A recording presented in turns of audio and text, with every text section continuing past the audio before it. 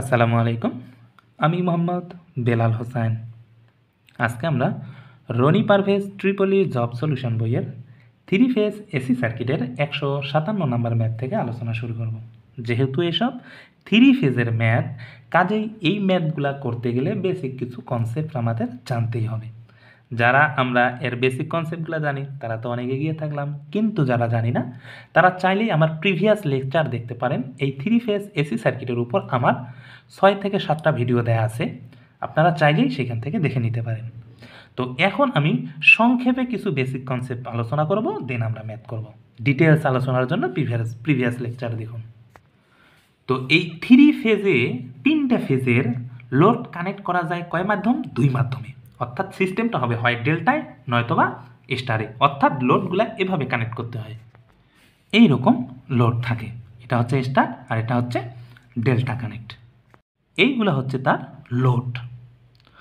তো দেখুন এইখানে যে লোডগুলা কানেক্ট করা হয়েছে একটা স্টার এবং একটা ডেল্টায়, এই লোডগুলা কি ব্যালেন্স না আনব্যালেন্স?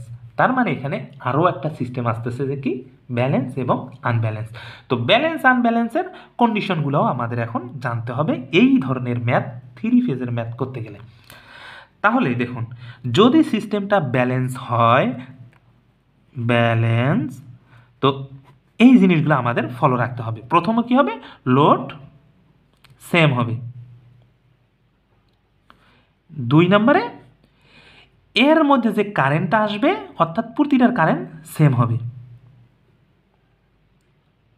তাহলে কারেন্ট সেম হবে, অর্থাৎ কারেন্টের যে অ্যাম্প্লিটিউড, ধরুন এখানে ফেজ কারেন্ট আসছে 50 এম্পিয়ার, তার মানে এরও 50 এম্পিয়ার, এরও 50 এম্পিয়ার, এরও 50 এম্পিয়ার, তার মানে অ্যাম্প্লিটিউড একই রকম। এরপরে কথা হচ্ছে যে এর প্রতিটা ভোল্টেজ, অর্থাৎ এই ভোল্টেজ এই ভোল্টেজ এই ভোল্টেজ একজন আরেকজনের সাথে 120 ডিগ্রি অ্যাঙ্গেলে অবস্থান করবে।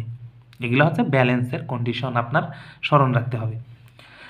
আর একটা কন্ডিশন হচ্ছে যে এর ভোল্টেজ যেগুলো পাচ্ছি, অর্থাৎ এর ফেজ ভোল্টেজ যদি 200 ভোল্ট হয়, তাহলে এখানেও 200 ভোল্টেই হবে, এখানেও 200 ভোল্টেই হবে, এখানেও 200 ভোল্টেজ হবে। তার মানে ভোল্টেজের অ্যাম্প্লিটিউডও সেম হবে। তাহলে কয়টা কন্ডিশন পেলাম? লোড সেম হবে, কারেন্টের অ্যাম্প্লিটিউড সেম হবে, এবং অ্যাঙ্গেল 120 ডিগ্রি হবে, এবং ভোল্টেজের যে অ্যাম্প্লিটিউড আসবে সেটাও সেম হবে। কিসের ক্ষেত্রে? ব্যালেন্সের ক্ষেত্রে। যদি সিস্টেমটা আনব্যালেন্স হয় তাহলে লোডটাও কি হবে? ভিন্ন আসবে, সেম হবে না। অর্থাৎ এটা যদি একরকম হয়, এটা যদি একরকম হয়, এটা একরকম হবে, এটা আরেক রকম হবে, অথবা এটা এটা এটা একই রকম। অর্থাৎ স্টার ডেল্টা যে কোনোটাতেই ব্যালেন্স আনব্যালেন্স লোড হতে পারে। সেটার ক্ষেত্রে কারেন্ট ভিন্ন আসতে পারে, ভোল্টেজ বা ভিন্ন হইতে পারে। দেখা যাচ্ছে ইম্পিডেন্স সেম দিছে কিন্তু ভোল্টেজ ভিন্ন ভিন্ন দিছে, তো কোনো না কোনো একটা ভিন্ন থাকবে যদি সেটা আনব্যালেন্স হয়। এখন কথা হচ্ছে, যেহেতু এটা স্টার, তাহলে স্টারের ক্ষেত্রে আমরা কি জানি বেসিক কনসেপ্ট থেকে, যে লাইন কারেন্ট এবং ফেজ কারেন্ট সমান। তাহলে এই যে লাইনটা, এটাই লাইন, এটা ফেজ, তো এর মধ্যে হতে যে কারেন্ট প্রবাহিত হচ্ছে, অর্থাৎ এই তারে যে কারেন্ট প্রবাহিত হবে এই কারেন্ট সেম। তাহলে যেহেতু ব্যালেন্স কন্ডিশন হয়, তাহলে এর মধ্যে যে কারেন্ট হবে, এর মধ্যে যে কারেন্ট হবে, এর মধ্যে সে কারেন্ট হলে সবগুলোতে একই ধরনের কারেন্ট। তার মানে যদি আমরা এইখান থেকে এইখানের কারেন্ট এবং ভোল্টেজ নির্ণয় করতে পারি, তার মানে সবগুলোরই একই ধরনের কারেন্ট ভোল্টেজ নির্ণয় করতে পারলাম। শুধু ফেজ, অর্থাৎ এ ফেজে থাকলে যা হবে, বি ফেজে থাকলে হয় 120 ডিগ্রি প্লাস হবে, নয় 120 ডিগ্রি মাইনাস হবে। কারণ হচ্ছে কি, একজন ফেজ থেকে আরেকজন ফেজের মধ্যে পার্থক্য এই যে 120 ডিগ্রি হবে। এটা হচ্ছে ব্যালেন্সের কন্ডিশন, আপনার স্মরণ রাখতে হবে। এইখানের আবার কি, লাইন ভোল্টেজটা কি √3 ফেজ ভোল্টেজ। আর ডেল্টার ক্ষেত্রে কি, ডেল্টার ক্ষেত্রে লাইন কারেন্টটা √3 ফেজ কারেন্ট, অর্থাৎ এটা ফেজ কারেন্ট। আর এইখানে লাইন ভোল্টেজ এবং ফেজ ভোল্টেজ সেম। তার মানে দেখুন, এই কারেন্টটা এদিকে যদি সাপ্লাই দিই, তার মানে এদিকে প্লাস থাকলে মাইনাস থাকলে এদিকে কারেন্ট যাচ্ছে। তাহলে এইখানের কারেন্টটা হচ্ছে IL কারেন্ট। যেহেতু এটার নাম দেই এ, এটার নাম দিলাম বি, এটার নাম দিলাম সি, তাহলে এটার নাম হবে লাইন কারেন্ট, মানে IA = IL। তো এই কারেন্টটা এখানে আসলো, আসার পর এই কারেন্টটা এই দিকে আসতেছে, আবার এই কারেন্টটাও তো এইদিকে যাচ্ছে, আবার এই কারেন্টটাও এইদিকে যাচ্ছে। তো এই দিক দিয়ে আসতেছে, এই দিক দিয়ে যাচ্ছে, তার মানে চাপ প্রয়োগ হয়ে এই কারেন্টটা এই দিক দিয়ে প্রবাহিত হচ্ছে। আবার এই কারেন্টটা এসে এখানে ঢুকতেছে, আবার এই কারেন্টটাও এখানে ঢুকতেছে, তাহলে চাপ প্রয়োগ হয়ে সে এই দিকে যাচ্ছে। তাহলে দেখুন এই দিকের কারেন্টটা এই দিকে আসতেছে, তার মানে এইখানের যে কারেন্টটা হবে এটা হবে ফেজ কারেন্ট। তো এইখানের ফেজ কারেন্টের নাম কি? যেহেতু এ থেকে বির দিকে যাচ্ছে, তার মানে AB। আবার এইখান থেকে এই কারেন্টটা যেহেতু এই দিকে যাচ্ছে, তাহলে এই কারেন্টের নাম কি হচ্ছে BC। আর এই কারেন্ট থেকে, অর্থাৎ সি থেকে এর দিকে যাচ্ছে, তার মানে এই কারেন্টটার নাম হচ্ছে কি সিএ। তাহলে এগুলো কি ফেজ কারেন্ট। তাহলে এই যে সমান সমান √3 গুণন আই এ বি লিখতে পারি, অথবা বিসি সিএ যেটা হয়। এখন আমরা তো বেসিক জিনিসগুলো এখানে বুঝলাম, কিন্তু এখানে আরও একটা মেইন বিষয় আছে, যে কখন লাইন ভোল্টেজ বা ফেজ ভোল্টেজের সাথে +30 ডিগ্রি হবে, কখন -30 ডিগ্রি হবে, আবার কখন কারেন্টের সঙ্গে 30 ডিগ্রি হবে, কখন কারেন্টের সঙ্গে -30 ডিগ্রি হবে। এই বিষয়গুলো বোঝা খুবই জরুরি। তার মানে আমরা এখন এই বিষয়টা বুঝতে গেলে ভেক্টর করে আমাদের বুঝতে হবে। এই ভেক্টর যদি আমরা বুঝি, তাহলে সেইখান থেকে আমরা সিকোয়েন্সগুলোও ইজিলি বুঝতে পারবো। তো চলুন আমরা এখন পরের স্টেপগুলো নিয়ে আলোচনা করি। আর এই সিকোয়েন্সটা যদি আমরা ভালোভাবে কনসেপ্টটা ক্লিয়ার হইতে পারি, তাহলে এই রিলেটেড ম্যাথ আপনি ইজিলি সলভ করতে পারবেন, বিশেষ করে সেটা যদি ব্যালেন্স লোড। এইখান থেকে আমরা ফেজ সিকোয়েন্স বিষয়টা খুব ভালোভাবে বোঝার চেষ্টা করব, কারণ হচ্ছে 3 ফেজ ম্যাথ করতে গেলে এখন যে বেসিক কনসেপ্টটুকু বলবো এইটুকু আপনাকে জানতেই হবে। তো এখন দেখি, এটা কি স্টার কানেকশন, এটা ডেল্টা কানেকশন। তো স্টার কানেকশনের ক্ষেত্রে দেখলাম line current phase current same, voltage √3 ব্যাপার স্যাপার, এখানে হচ্ছে কারেন্ট সেম, ভোল্টেজ সেম, কিন্তু √3 ব্যাপার স্যাপার ডেল্টা দেয়। তো যেখানে √3 ব্যাপার স্যাপার সেইটারে নিয়ে আমরা ভেক্টর করব। তার মানে এখানে যেহেতু ভোল্টেজে, তাহলে ভেক্টরটা হবে, অর্থাৎ স্টারের ভেক্টর হবে ভোল্টেজ দিয়ে, আর ডেল্টার ভেক্টর হবে কারেন্ট দিয়ে, কারণ এখানে √3। ওকে, এখন দেখি, অবশ্যই এটা কি হইতে হবে 120 হইতে হবে, কারণ হচ্ছে কি আমরা ব্যালেন্সের হিসাব করতেছি, আমরা যে শিখতেছি এখন ভেক্টরটা, এটা ব্যালেন্সের হিসাবে। তাহলে তার মানে এখানেও 120 হইতে হবে, এটাও 120 হইতে হবে, এইখানেও 120 হইতে হবে। যদিও এই অ্যাঙ্গেলটা 120 হবে না, আমার একটু আঁকতে একটু প্রবলেম হয়েছে, আপনারা আপনাদের মতো করে এঁকে নিন। এখন কথা হচ্ছে এই যে পজিটিভ সিকোয়েন্স, নেগেটিভ সিকোয়েন্স, আবার অ্যান্টি ক্লকওয়াইজ, ক্লকওয়াইজ, এই বিষয়টা তাহলে কি? দেখুন, একটা প্রশ্নের মধ্যে যদি স্পেসিফিক করে বলে দেয় আপনাকে যে এই ম্যাথটা আপনি করুন, কিন্তু ম্যাথটা অবশ্যই পজিটিভ সিকোয়েন্স ABC সিকোয়েন্স হিসাব করে অ্যান্টি ক্লকওয়াইজ ঘুরিয়ে ম্যাথটা সলভ করুন, তখন আপনি একরকম করবেন। আবার কিছু দেয়া নাই, তখন আপনি আরেকভাবে করবেন। তো এখানে কন্ডিশন আছে যে সিকোয়েন্সটা পজিটিভ হইতে পারে, অর্থাৎ ABC অথবা RYB, আবার সিকোয়েন্সটা নেগেটিভ সিকোয়েন্স হইতে পারে, অথবা এটার খালি ইন্টারসেন্স, অর্থাৎ CB অথবা RBY।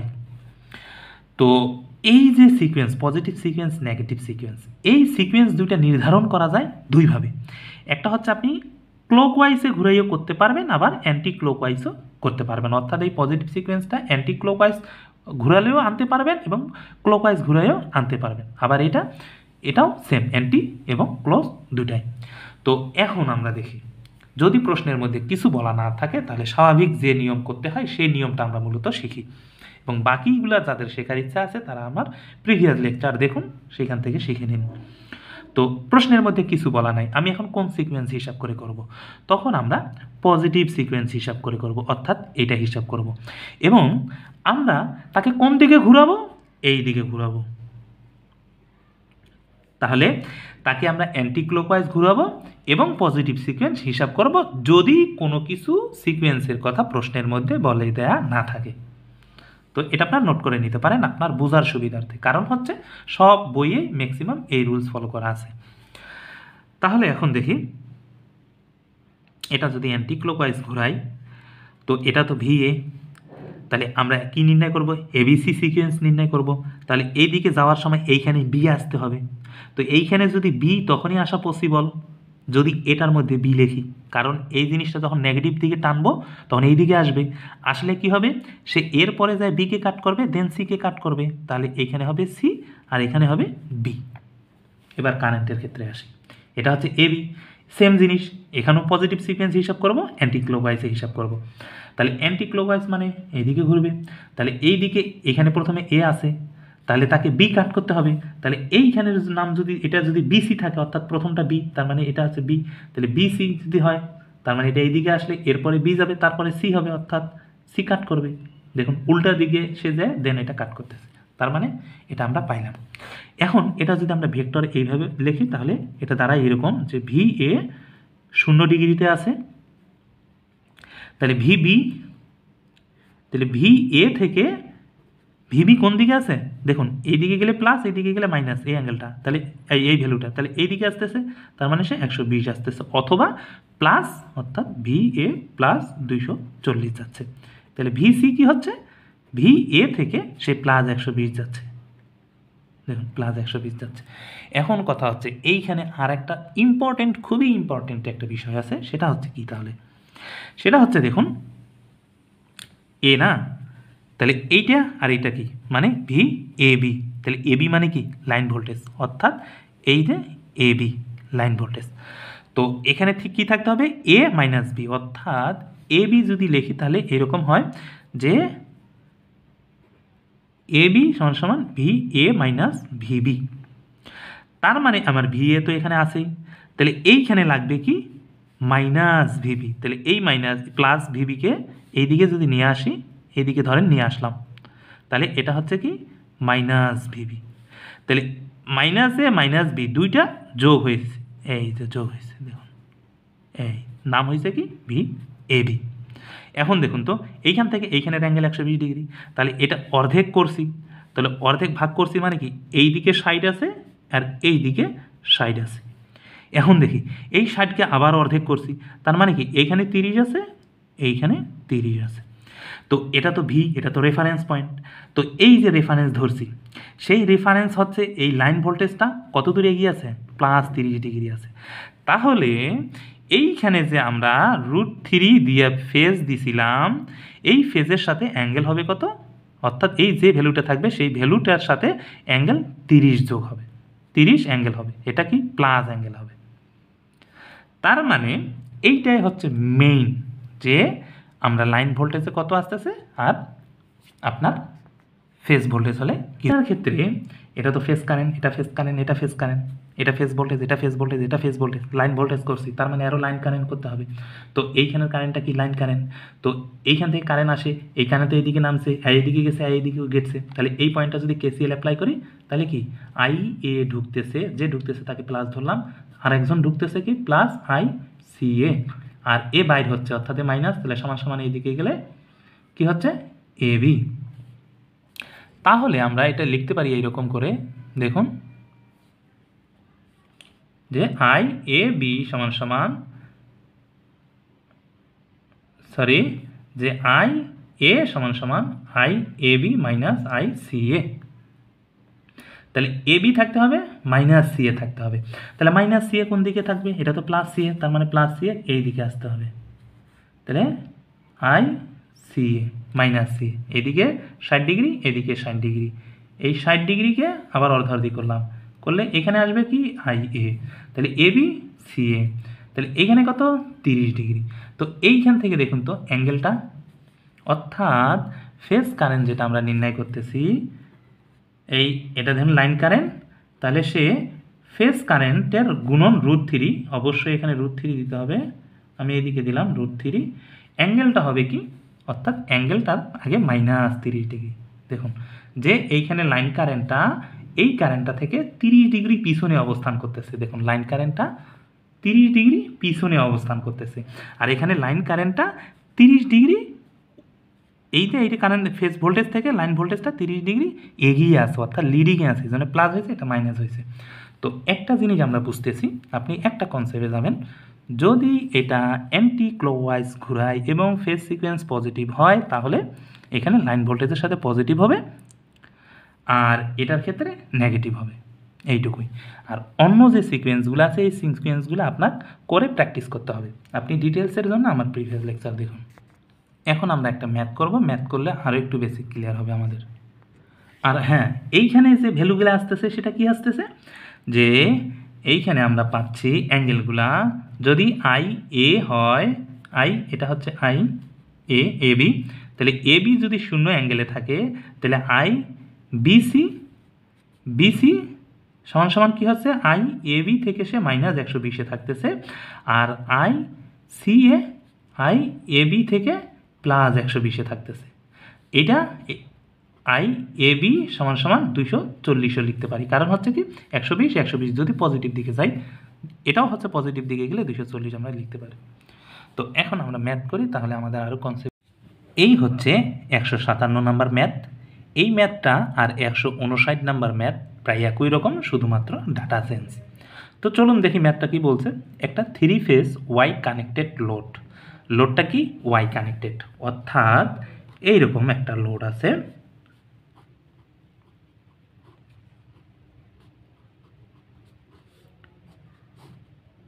এইরকম ওয়াই কানেক্টেড লোড, যার কি বলছে লাইন ভোল্টেজ, অর্থাৎ এইখান থেকে এইখানের ভোল্টেজটা, অর্থাৎ এটা যদি এ, এটা যদি বি, এটা যদি সি হয় তাহলে কত 308 ভোল্ট। এরপর কি বলছে মোট পাওয়ার হচ্ছে 1200 ওয়াট, অর্থাৎ পিটি হচ্ছে 1200 ওয়াট। এইখানে ড্রপ, এইখানে ড্রপ, এইখানে ড্রপ, তিনটে ড্রপ যোগ করলে যে পাওয়ার আসবে সেটা হবে এই 1200 ওয়াট। পাওয়ার ফ্যাক্টর কত, অর্থাৎ কস থিটা কত 0.8, 0.6 কি ল্যাগিং। এরপর প্রতি ফেজের ইম্পিডেন্স কত এটা নির্ণয় করতে বলছে। তো দেখুন এইটা প্রতি ফেজ, তাহলে এটা আমরা যেহেতু কোনো কিছু বলা নাই সার্কিটের মধ্যে, তো এটা আমরা ব্যালেন্স লোড হিসেবে ক্যালকুলেশন করব। যেহেতু ব্যালেন্স লোড, তার মানে এইখানের যে ডাটাটা পাবো, এই ডাটাটা এই ডাটাটা এই ডাটাটা একই ডাটা হবে, অর্থাৎ এইখানের, তাহলে এখন এটা আমাদের নির্ণয় করতে গেলে এইখানের কারেন্ট এবং এইখানের ভোল্টেজ দরকার। তো এইখান থেকে এইখানের, এটা তো নিউট্রাল পয়েন্ট, তো এইখান থেকে এইখানের ভোল্টেজটা হচ্ছে কি ফেজ ভোল্টেজ, আর এইখান থেকে এইখানের ভোল্টেজটা হচ্ছে লাইন ভোল্টেজ। তারা দিয়ে দিছে কি এইখান থেকে এইখানের ভোল্টেজ, অর্থাৎ এই লাইন ভোল্টেজ। এখন দরকার আমার এইখান থেকে এইখানের ভোল্টেজটা, অর্থাৎ ফেজ ভোল্টেজটা। তো যেহেতু ব্যালেন্স সিস্টেম, তো সবগুলোর অ্যাম্প্লিটিউড একই আসবে, অর্থাৎ সব ফেজ ভোল্টেজ অ্যাম্প্লিটিউড একই আসবে, কিন্তু 120 ডিগ্রি আউট অফ ফেজ থাকবে। তো দেখুন তাহলে এখন আমরা এটা দুইভাবে করব। এক, সরাসরি যে আমরা স্বাভাবিক যেভাবে করব, অর্থাৎ ভিপিএস অর্থাৎ ফেজ ভোল্টেজ, তাহলে লাইন ভোল্টেজ কত 308, অ্যাঙ্গেল কত 0/√3, কত আসে 177.82 ভোল্ট। এইখানে আমরা অ্যাঙ্গেল দিচ্ছি না, আমরা কি এর আগে দেখলাম না যে ফেজ ভোল্টেজ থেকে লাইন ভোল্টেজ, লাইন ভোল্টেজ থেকে ফেজ ভোল্টেজ করলে 30 ডিগ্রি প্লাস মাইনাস একটা বিষয় আসে। যেমন হচ্ছে এই যে আমরা এখানে ভেক্টর করছিলাম, যেহেতু এটা স্টার, তার মানে ভেক্টরটা হইতে হবে আমাকে এইরকম, অর্থাৎ ভোল্টেজের ভেক্টর হইতে হবে। তাহলে যেহেতু কোনো কিছু সিকোয়েন্সের কথা বলা নাই, তাহলে আমরা কি করব এবিসি সিকোয়েন্স দেবো, প্লাস এবং অ্যান্টি ক্লকওয়াইজ। তাহলে এটা যদি ভিএ হয়, এটা যদি ভিবি হয়, এটা যদি ভিসি হয়, তাহলে কি হয় এবিসি সিকোয়েন্স হয় এবং সেটা পজিটিভ সিকোয়েন্স হয় এইরকম। তো এইখানে আমাদের দরকার কি যে এবি যদি হয় তাহলে এই যে এখানে 30 ডিগ্রি আসবে, এটা কি ভি এবির ক্ষেত্রে। তো এখন এই প্রশ্নের মধ্যে আমরা এই অ্যাঙ্গেলটা নিয়ে করতেছি না, একবার অ্যাঙ্গেল ছাড়া করবো আর একবার অ্যাঙ্গেল সহ হিসাব করে করবো যে উত্তর একই রকম আসে কিনা। তো এই ম্যাথটার ক্ষেত্রে অ্যাঙ্গেল ছাড়াও আসবে, কিন্তু যখন আপনি এরকম সোর্স, এটা তো হচ্ছে আপনার লোড, যখন আপনি সোর্সও এরকম ডেল্টা স্টার অ্যাড করবেন, অর্থাৎ একই সঙ্গে দুইটা সার্কিট থাকবে, একটা স্টার ডেল্টা অথবা ডেল্টা স্টার অথবা স্টার স্টার অথবা ডেল্টা ডেল্টা, তখন ক্ষেত্রে আপনার এই অ্যাঙ্গেল নিয়ে ক্যালকুলেশন না করলে মান ভুল আসবে। তো আমাদের উচিত অ্যাঙ্গেল সহ প্র্যাকটিস করা। তো এটা গেল। তাহলে এখন আমার দরকার কি আই, তাহলে পি সমান সমান কি 3 ভিপি আইপি কস থিটা। তো 3 ভোল্টেজ হচ্ছে কত 182, আইপি হচ্ছে কত নির্ণয় করব কস থিটা গুণ 0.6, আর পি হচ্ছে কত 1200, অর্থাৎ আই সমান সমান আসবে কত, এটা যেহেতু ফেজ তার মানে এটাও হচ্ছে ফেজ, কি যেহেতু এটা স্টার, ফেজ আর লাইন সহ হিসাব একই, তাহলে এটা আসবে 3.75 এম্পিয়ার। তাহলে জেড আসবে কত, জেড সমান সমান ভি ফেজ ভাগ আই ফেজ। তাহলে ভি ফেজ হচ্ছে কত 177.82, আর এটা কত 3.75, তাহলে আসে 47.42, অর্থাৎ 47.42 ওহম। এখন এটা তো আমরা ইম্পিডেন্স পাইলাম, কিন্তু এই ইম্পিডেন্স কি হচ্ছে পাওয়ার ফ্যাক্টর কি ল্যাগিং আছে, তার মানে এর ভিতরে আর এবং এক্সএল দুইটা আছে। তাহলে আমরা এটা কীভাবে নির্ণয় করব, জেড সমান সমান আর সমান সমান জেড কস থিটা, আর এক্সএল সমান সমান জেড সাইন থিটা। তাহলে এই থিটা সমান সমান 0, জেড সমান সমান কত 47.42, আর এটা 0.6, আর এটার হচ্ছে 47.42 0.8 আসবে। তাহলে এটা ক্যালকুলেশন করলে আমরা কি পাবো আর পাবো এবং এক্সএল পাবো। অর্থাৎ এই আর আসে কত 28.45 আর এইটা আসে কত 37.93 ওহম। এই তো এখন যদি আমরা অ্যাঙ্গেল নিয়ে করি তাহলে কীরকম আসে দেখুন, এইখানে বলা আছে যে ভি এ বি অর্থাৎ লাইন ভোল্টেজটা অ্যাঙ্গেল হচ্ছে কত 0, তার মানে কি এটা রেফারেন্স বার, এটা হচ্ছে এবার রেফারেন্স বার। তো রেফারেন্স বার হতে এই ফেজ ভোল্টেজটা কত পিছনে আছে 30 ডিগ্রি পিছনে আছে।